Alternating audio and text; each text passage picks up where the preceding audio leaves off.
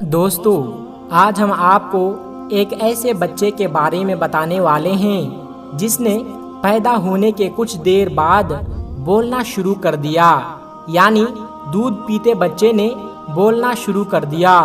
تو دوستو، یہ سب کیسے ہوا، آگے ہم آپ کو آج کی ویڈیو میں بتائیں گے۔ آپ اس ویڈیو کو لائک کریں یا نہ کریں، لیکن آپ اس ویڈیو کو آخر تک ضرور دیکھیے گا۔ دوستو، بنی اسرائیل میں ایک نیک بزرگ رہا کرتے تھے جن کا نام جریز تھا۔ وہ انتہائی صالح اور عبادت گزار انسان تھے۔ ان کی نیکی اور عبادت کا دور دور تک چرچا تھا۔ جب بھی کوئی مشکل مسئلہ درپیش ہوتا تو لوگ ان کی خدمت میں حاضر ہوتے اور ان سے مشورہ لیا کرتے۔ مشکلات اور تکلیفوں میں ان سے دعائیں بھی کروایا جاتی تھی۔ بنی اسرائیل کے بزرگوں اور اولیاء کا جب بھی تذکرہ آتا ہے تو ان میں جریز کا نام اوپر ہوتا ہے۔ انہوں نے عبادت کے خاطر ایک عبادت خانہ تعمیر کرایا تھا اور وہ اپنی عبادت اور ریاضت میں اس قدر مشغول ہوتے کہ انہیں دنیاوی معاملات کا کوئی دھیان نہیں ہوتا۔ انہوں نے کبھی دنیا کے بارے میں سوچا بھی نہیں تھا، بس وہ اللہ پاک کو خوش کرنے کے لیے دن رات اس کی عبادت میں لگے رہتے۔ ایک دن ایسا ہوا کہ جریز کی ماں ان کے پاس آئی۔ یہ وقت جریز کی عبادت کا تھا۔ وہ حسب معمول عبادت میں لگے ہوئے تھے۔ ماں عبادت خانے کے دروازے پر اپنے بیٹے کو آواز دینے لگی۔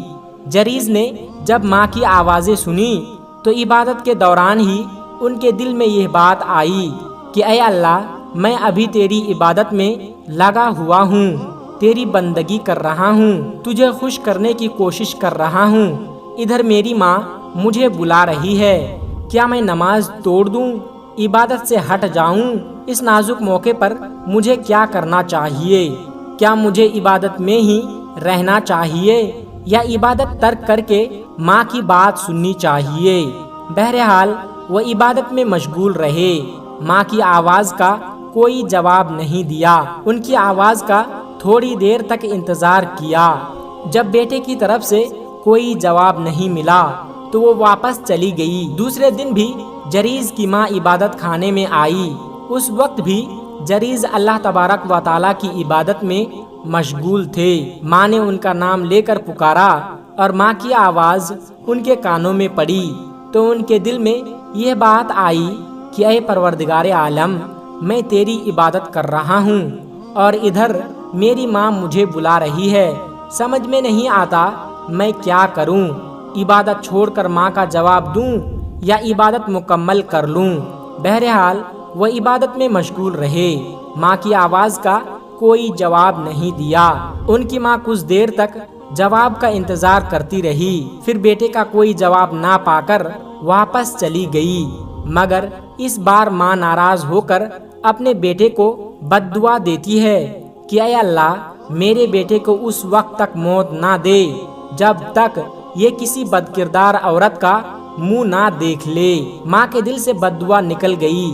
بلا شبہ بنی اسرائیل میں جریز ایک انتہائی پرہیزگار شخص تھے، لیکن ماں کی بد دعا کے بعد ماحول ان کے خلاف ہونے لگا۔ لوگ آپس میں ان کے خلاف باتیں کرنے لگے اور ان کی عبادت کا تذکرہ بھی کرتے۔ چند لوگوں میں ان کے خلاف حسد بھی پیدا ہو گیا۔ چند لوگ ان سے نفرت کرنے لگے، چنانچہ وہ ان کو بدنام کرنے کی کوشش کرنے لگے۔ ایک بار ان دشمنوں کے پاس ایک عورت آئی، یعنی جو لوگ جریز کو بدنام کرنا چاہتے تھے ان کے پاس ایک عورت آئی۔ اس عورت نے ان کی باتیں سنی اور دیکھا کہ یہ سب لوگ جریز کے خلاف ہیں تو وہ کہنے لگی کہ تم لوگ کہہ رہے ہو کہ جریز یہاں کے بڑے نیک اور بزرگ ہیں، اللہ والے ہیں، لیکن میرے لیے جریز کو بہکانا اور انہیں اپنے حسن کے پھندے میں پھنسانا کوئی بڑی بات نہیں۔ اگر تم لوگ مجھے اجازت دو تو میں جریز کو بہکا سکتی ہوں اور اپنی طرف مائل کر سکتی ہوں، اور اس طرح تمہیں جریز کو رسوا کرنے کا موقع مل جائے گا اور وہ بدنام ہو جائیں گے۔ وہ عورت نہایت ہی خوبصورت تھی، لیکن اس کے ساتھ ساتھ بد چلن بھی تھی۔ سب لوگوں کو ان کی حقیقت معلوم تھی۔ اس عورت کو اپنے حسن پر بڑا ناز تھا کہ وہ جسے چاہے اپنے فتنے میں مبتلا کر دے۔ اس لیے جریز کے حاسدین یعنی دشمنوں نے وعدہ کیا کہ کسی نہ کسی طرح جریز کو اپنے حسن کے جال میں پھنسا لے۔ چنانچہ وہ بدکار عورت جریز کے عبادت خانے کے پاس پہنچی اور انہیں ناز و انداز سے پھنسانا چاہا، جریز کو بہکانا چاہا، مگر جریز واقعی میں ایک نیک اور صالح انسان تھے۔ ان کے اندر ہمیشہ خوف خدا رہتا، اس لیے وہ دن رات عبادت میں لگے رہتے۔ بھلا وہ اس بدچلن عورت کے جال میں کیسے پھنس سکتے تھے؟ اس بدکردار عورت نے ہر طرح سے جریز کو برگلانا چاہا اور اپنی طرف مائل کرنا چاہا کہ یہ میرے پاس آئے اور میرے ساتھ کوئی گناہ کرے اور لوگوں میں بدنام ہو جائے، مگر پوری کوششوں کے باوجود وہ اپنے مقصد میں کامیاب نہ ہو سکے۔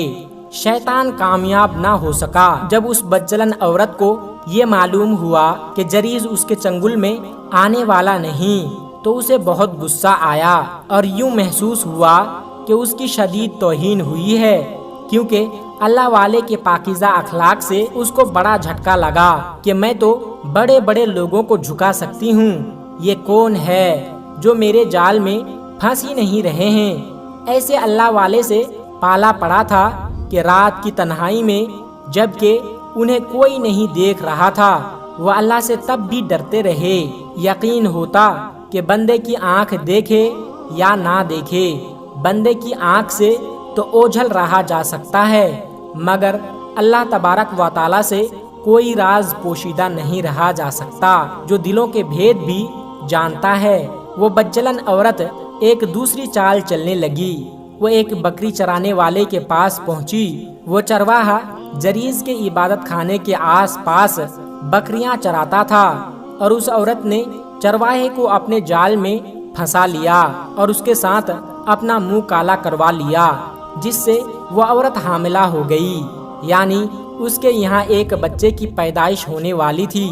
کچھ وقت بعد جب بچہ پیدا ہوا تو وہ لوگوں سے کہنے لگی کہ یہ بچہ جریز کا ہے، اس نے میرے ساتھ زیادتی کی ہے اور اب یہ بچہ قبول کرنے سے منع کر رہا ہے۔ لوگوں نے اس عورت کی بات سنی تو وہ آگ ببولا ہو گئے اور اس کی بات پر یقین کر لیا۔ انہیں موقع مل گیا، وہ فوراً اللہ والے کی عبادت خانے میں پہنچ کر توڑ پھوڑ کرنے لگے۔ جب انہوں نے جریز کو مارنا پیٹنا شروع کیا تو جریز کہنے لگا کہ بھائیو، مجھے یہ تو بتاؤ کہ آخر تم لوگ مجھے کیوں مار رہے ہو؟ اس کی وجہ کیا ہے؟ میں نے تمہارا کیا بگاڑا ہے؟ لوگوں نے کہا کہ تم نے اس بدکردار عورت سے منہ کالا کیا ہے اور اس نے تمہارا بچہ جنم دیا ہے۔ جریز نے کہا کہ میں نے زنا نہیں کیا ہے، یہ مجھ پر ایک بہت بڑا الزام ہے اور یہ سراسر جھوٹ ہے، مجھے جان بوجھ کر پھنسا رہا ہے۔ مگر ان کی طرف سے لاکھوں صفائی کے باوجود ان کو بے گناہ تسلیم کرنے کے لیے تیار نہیں تھے۔ انہوں نے جریز کا عبادت خانہ توڑ دیا، اس کی دیواریں گرا دی گئی۔ جب جریز نے دیکھا کہ لوگ ان کی پاکیزگی تسلیم کرنے کے لیے کسی بھی قیمت پر تیار نہیں ہے تو انہوں نے لوگوں سے کہا کہ تم بچے کو میرے پاس لاؤ، وہی میری بات کا اقرار کرے گا، یعنی وہی بتائے گا کہ میں اس کا باپ ہوں یا نہیں۔ وہ بچہ ان کے پاس لایا گیا۔ کم سن بچہ تھا، دودھ پیتا بچہ تھا، ابھی بول ہی نہیں سکتا تھا۔ وہ بچہ ان کے پاس لایا گیا تو انہوں نے کہا کہ مجھے نماز پڑھ لینے دو۔ چنانچہ انہوں نے نماز پڑھی۔ نماز سے فارغ ہو کر بچے کے پاس آئے اور پوچھا کہ بچے تیرا باپ کون ہے؟ تو بچہ بولا کہ فلاں چرواہا میرا باپ ہے۔ لوگ حیرانگی سے دیکھ رہے تھے کہ جو بچہ بول نہیں سکتا تھا اس نے کس طرح بتا دیا، کس طرح گواہی دے دی کہ باپ کون ہے۔ ہر آنکھ نے یہ منظر دیکھا۔ دودھ پیتے بچے نے جریز کے بے گناہ ہونے کی گواہی دی اور ان کی نظر میں جریز کی پہلے سے بھی زیادہ اہمیت اور عزت بڑھ گئی، اور جو حاسدین تھے، جو جریز کے دشمن تھے، ان کو وہاں سے مار کر بھگا دیا گیا، یہاں تک کہ اس عورت کو بھی جس نے ان پر الزام لگایا تھا اسے بھی بھگا دیا گیا۔ اب لوگ جریز کے سامنے معافی پیش کرنے لگے اور ان کے ہاتھوں کا بوسہ لینے لگے۔ انہوں نے جریز سے کہا کہ ہم آپ کا عبادت خانہ سونے کا بنا دیتے ہیں، کیونکہ آپ تو اس قابل ہیں، اللہ کے اتنے پیارے بندے ہیں، اللہ والے ہیں۔ ہم نے آپ پر بلا وجہ شک کیا اور ہم چاہتے ہیں کہ اب اس عبادت خانے کو جو کہ ٹوٹ چکا ہے، ہم توڑ چکے ہیں، اس کو ہم سونے کا بنوا دیتے ہیں۔ تو جریز نے کہا کہ نہیں، میرے عبادت خانے کو سونے کی بنانے کی کوئی ضرورت نہیں، بلکہ جیسا پہلے تھا ویسا ہی بنوا دو۔ چنانچہ لوگوں نے اس کی عبادت خانے کو پہلے کی طرح بنا دیا۔